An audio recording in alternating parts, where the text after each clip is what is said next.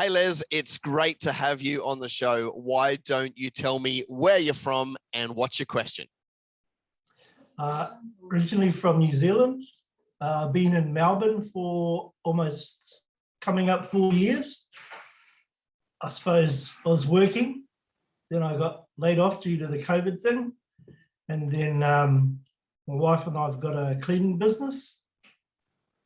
And I suddenly one day thought how I could have a voice during this time. And like I really believe that God showed me a picture of a t-shirt with and an idea suddenly came into my head, and I just like, it's been really it's really becoming a part of me right now. And I've been thinking, I've got so far as to buy screen printing stuff, screen printing gear, a printer as well. So that's awesome. That's really, really cool. Good leading of the Lord. So what can I help you with? I think the main question I'd like to find out is how what's the process of identifying like a niche market for my specific brand? Good question. All right. So there has been a long line of Christian t-shirt businesses that didn't work. Right? Like I'd know of 30 people, right, who are like, the Lord's given me a dream. So I'm not going to say it's not a God. It is of God. It's just that the way people have traditionally executed on these is a bad idea. And so I'll talk into the niching thing, but I kind of want to go a little bit broader than that if I can, and address a question you didn't ask in a minute. But basically, the only way that I would create my niche would be based on passion, a group that you really want to speak into, a group that you naturally gel with. Because here's the problem with a t-shirt business. Nobody wants a t-shirt. And if they do want a t-shirt, there are 450,000 options where it can get a t-shirt from, right? And the way that we make a decision is allegiance to a brand, allegiance to a cause, allegiance to an outcome, allegiance to status, right? And so to answer the question of what niche should you pick, it should be something you really, really care about, right? Really care about, because you've got to build a community around it before you can ever sell t-shirts, right? And that's the mistake. A lot of people think if I put good design on a t-shirt, it will sell. It probably won't. You've got to get people to rally around a reason and a cause and an idea and a theology. Then they'll buy whatever t-shirt you put in front of them, right? Then it doesn't matter whether it's a red tick or a blue tick or a green tick, because they're bought into the tick, right? Yeah.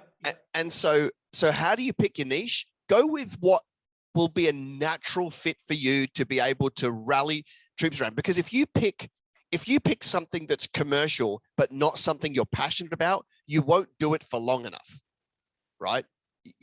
And you may sell a few more t-shirts in the short term, but you won't have the buy-in to do the long enough game to sell lots of gear in the long run, right? So you do literally want to find something that you love most. Pick a people group that you can rally around, pick a cause, pick an outcome.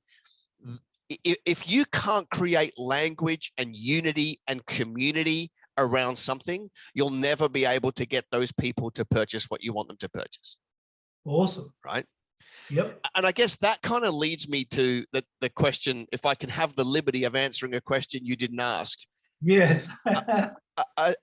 A product is not a business.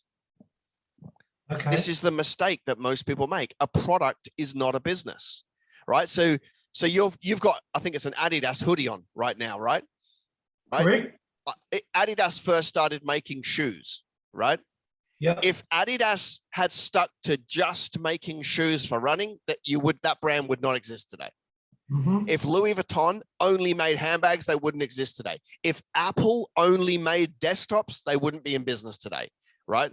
If, so take any major brand, the reason why they've been able to be incredibly successful is because they then branched out into everything.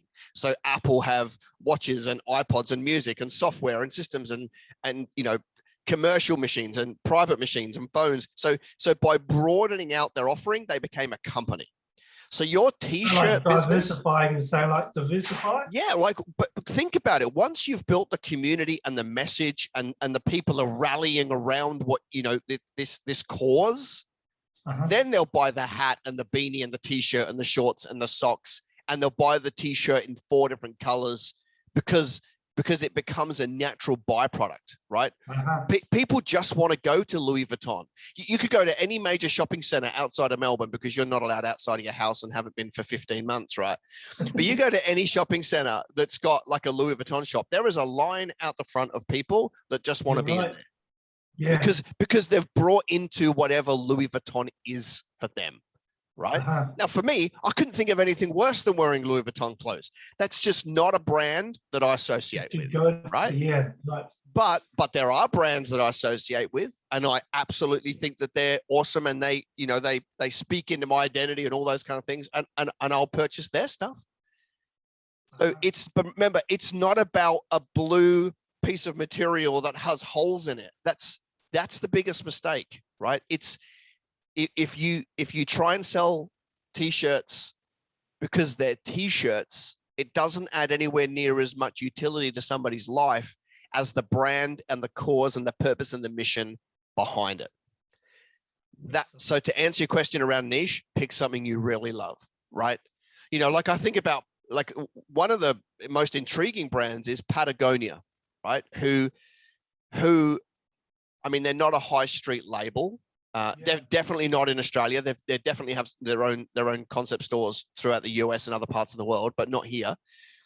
But they really went down that save the planet, all of our clothing is recycled and upcycled, and our money goes back into reforestation. So now it becomes a natural fit for everybody who has a bent towards the environment and the ramblers and the outdoor adventurers. They'll just buy whatever Patagonia puts out. Okay. Nobody gets up in the morning and goes, oh, I like the blue swirl on that t-shirt versus no, it's just, we associate with brands. And so that's what you've got to create. I think, and especially now, I don't know where you are in your journey, but while you're picking a provider and learning how to screen print, and now is the time to start putting out content every single day across all the platforms, building a tribe, communicating with people, telling them what's coming, telling them how they can rally behind it. If you use this time to build a community and start a Facebook group and get them in there and get them engaging, then you could basically turn around and go, here's the first run of t-shirts, and they'll be sold in 1 hour. And that'll give you, Mm-hmm. a really big head start. So, but it's the biggest mistake people make is they think that the product is the company, and it's not. You've got to go super broad and build that community. I'd love to see a brand take off, become mainstream, and have a voice. And so that could be you. But I pray you go and execute incredibly well on the plan. And I'm sure the Lord will breathe on it. It's been a blessing hanging out with you, Les. We'll catch you soon, eh? Thanks, Wes. You too. Well, hey, if you enjoyed that episode, would you do me a favor and hit the subscribe button below and hit the bell icon so that you get the alerts of all of the future episodes? It would mean the world to me if you would do that right now.